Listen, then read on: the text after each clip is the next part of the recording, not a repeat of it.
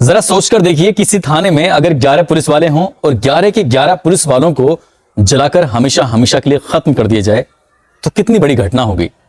साथ ही इसी थाने में तैनात एक दरोगा और उसकी पत्नी जब अपने घर जा रहे थे तो उसकी पत्नी का दरोगा के सामने ही सामूहिक बलात्कार कर दिया गया हो।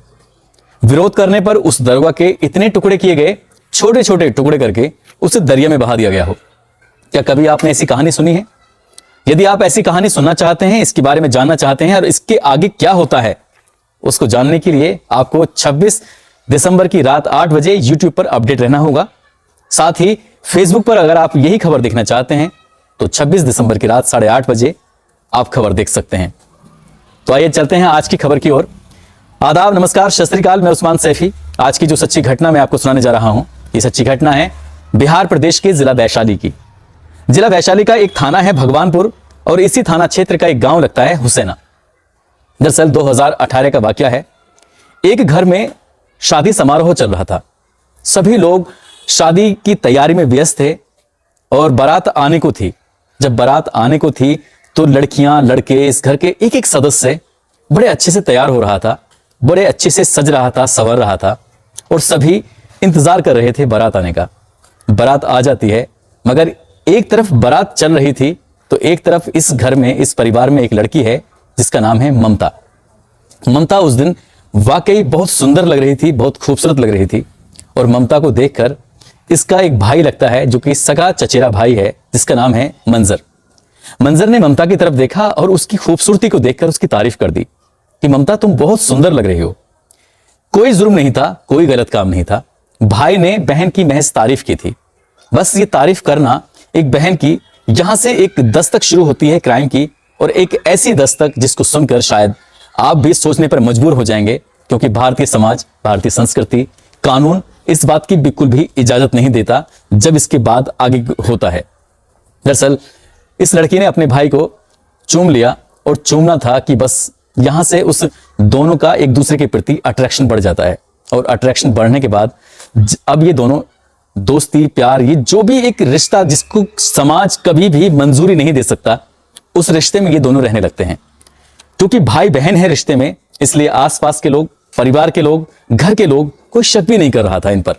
और ये एक ऐसे रिश्ते में बंधे हुए थे, जब घर में कोई नहीं होता था तब दोनों एक दूसरे के साथ संबंध बनाया करते थे। धीरे धीरे वक्त गुजरता है और वक्त गुजरने के साथ साथ आगे कहानी बढ़ती चली जाती है। मगर एक दिन ऐसा भी आता है जिसकी किसी ने कल्पना ही नहीं की थी। दरअसल ये करीब बात है दिसंबर के प्रथम सप्ताह की, और अचानक ही इस लड़की यानी कि ममता की तबीयत खराब हो जाती है। इतनी तबीयत खराब होती है कि घर वाले उसको लेकर बहुत ज्यादा चिंतित थे, परेशान थे कि आखिरकार इस हुआ तो क्या हुआ है। उसकी माँ ने उसको बड़े प्यार से पूछा, बेटा तुम्हें क्या तकलीफ हो रही है? तो उसने कहा, मुझे उल्टियां आ रही हैं, मेरे पेट में दर्द हो रहा है। क्योंकि देर रात का मामला था, इंतजार किया जाता है दिन निकलने का, मगर दिन भी नहीं निकलने दिया गया, क्योंकि तकलीफ लगातार बढ़ती चली जा रही थी। उस लड़की को पास में ही एक डॉक्टर है और डॉक्टर को जब दिखाया जाता है तो डॉक्टर साहब कहते हैं कि इसका इलाज मेरे पास नहीं है, इसको किसी महिला डॉक्टर के पास ले जाया जाए तो शायद ये ठीक हो सकती है।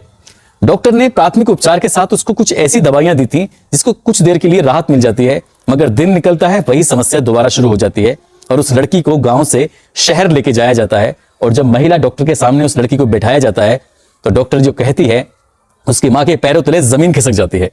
खिसकने वाली बात थी, क्योंकि ये लड़की लगभग 3.5 महीने की गर्भवती जो थी।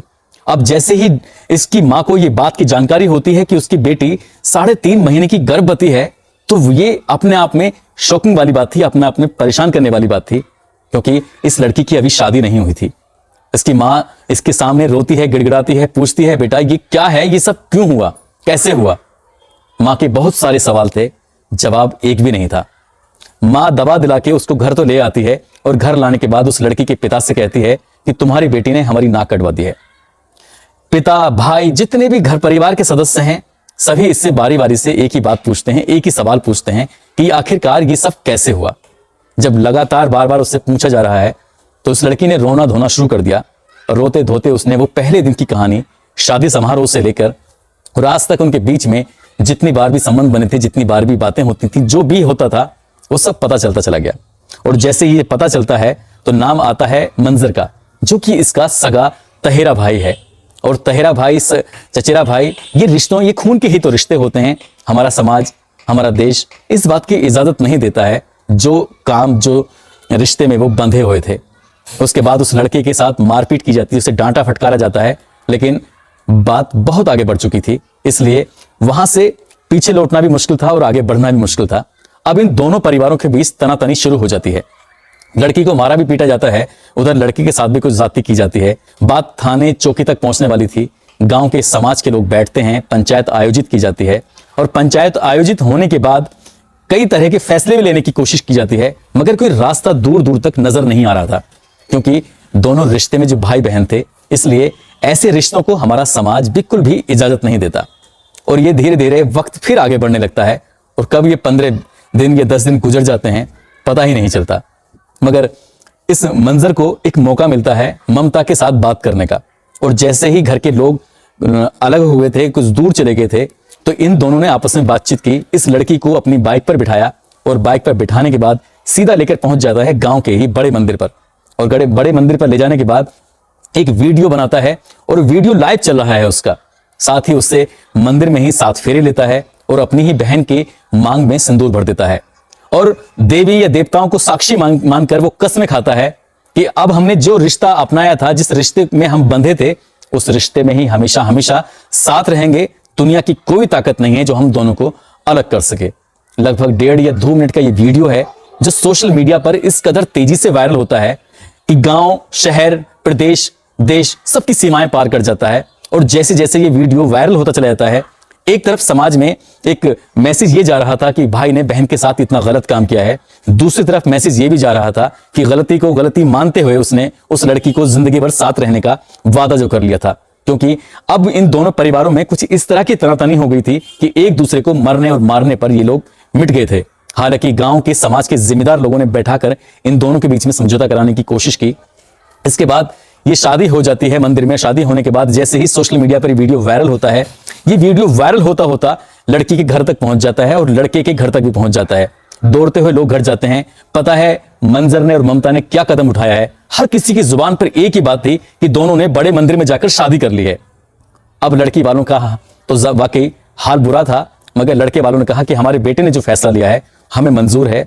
लड़का अपनी दुल्हन को बाइक पर बिठाकर, जो कल तक उसकी बहन थी आज उसकी दुल्हन बन चुकी थी, घर लेके आता है। उसकी माँ, उसके पिताजी उसका स्वागत करते हैं और स्वागत करने के बाद उन्हें न केवल अपने घर में जगह देते हैं बल्कि अपने दिलों में भी जगह देते हैं। हालांकि इस मामले में अभी कोई कोर्ट कचहरी या पुलिस का कोई मामला नहीं हुआ है, लेकिन लड़की वाले अभी बहुत ज्यादा नाराज हैं। और जैसे ही वीडियो वायरल होता है तो कहीं ना कहीं प्रशासन भी इस मामले में अलर्ट हो जाता है उन दोनों की सुरक्षा को लेकर।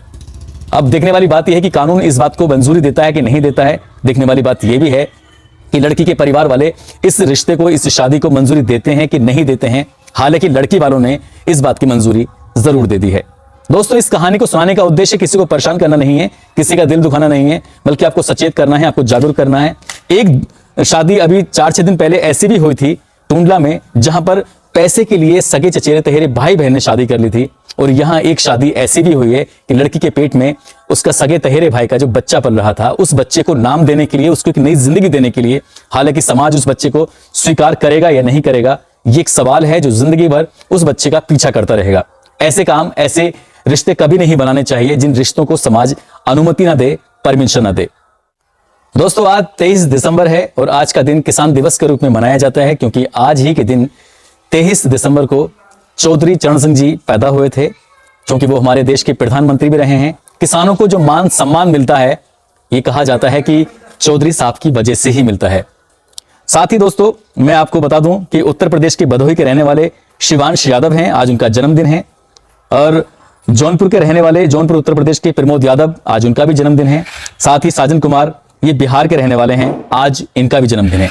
इन सभी को जन्मदिन की हार्दिक शुभकामनाएं। साथ ही मैं रविवार के दिन यानी कि 26 दिसंबर को लाइव आऊंगा और जितने भी लोगों ने अपने नाम लिखे हैं कमेंट के अंदर, सभी के नाम लूंगा।